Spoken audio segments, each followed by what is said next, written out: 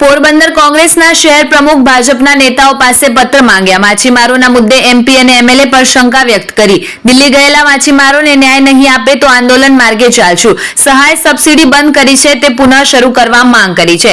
રોજ નવી અપડેટ્સ માટે અમારી ચેનલને લાઇક, શેર અને સબસ્ક્રાઇબ જરૂર કરજો।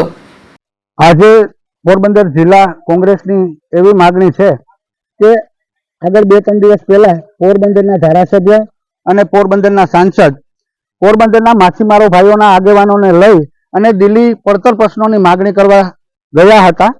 તો અમારી માગણી એવી છે કે ખરેખર પોરબંદરના ધારાસભ્ય અને પોરબંદરના સાંસદશ્રીએ જે કોંગ્રેસમાં મચ્છીમારોને સહાય મળતી હતી, કોંગ્રેસમાં ડીઝલ સબસિડી મળતી હતી, કેરોસીનનું વિતરણ કરતા હતા, કેરોસીનમાં પણ સબસિડી મળતી હતી, બોટ નવી બનાવવા માટે પણ 15 લાખ રૂપિયાની સબસિડી કોંગ્રેસ દ્વારા આપવામાં આવતી હતી, પાકિસ્તાન બોટ કપડી જાય તો પણ બોટ માલિકને સહાય આપવાની હતી। એવી માગણી ખરેખર પોરબંદરના સાંસદે અને ધારાસભ્યએ કરેલી છે।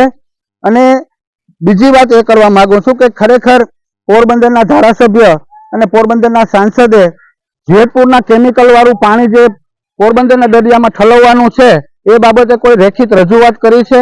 અને રજૂઆત કરી હોય તો પોરબંદર આવી અને પોરબંદરના મીડિયા મિત્રોને બોલાવી અને એક પત્ર આપે।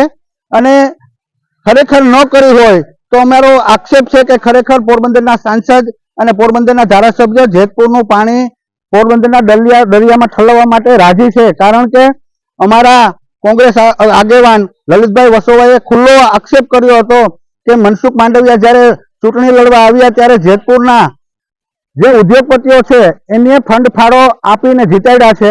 અને આગળ પણ ભારતીય જનતા પાર્ટીને જેતપુરના ઉદ્યોગો ફંડ આપી રહ્યા છે। પોરબંદરના મચ્છીમારો અત્યારે સાવ પડી ભાંગ્યું છે। તો નેતાઓને ઉપર એવી રજૂઆત કરવી જોઈએ કે પોરબંદર માછીમાર પહેલે જેવો પાછો ધમધમતો થઈ જાય।